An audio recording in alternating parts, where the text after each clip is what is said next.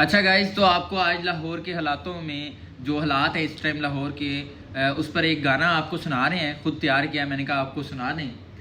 गाना कुछ ऐसे है, ज़रा तवज्जो फरमाएं। गोरिए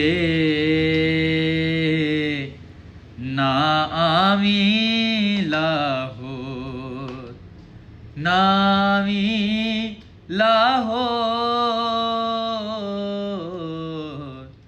माही वे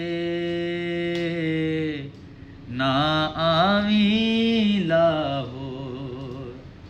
इत्थे बड़ी ठंड पैण डईए, पैण डईए, नाले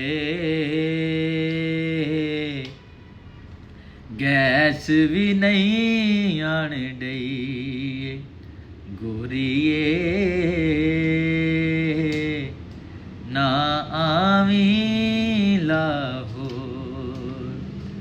बिजली दा मसला वावा दिन तो चलदा, वावा दिन तो चलदा। पानी भी मर्जी नाल चलांदे। गोरिए ना आवी लाहौर। सड़कां उदेड़ के कहंदे नवियां करनियां, कहंदे नवियां करनियां।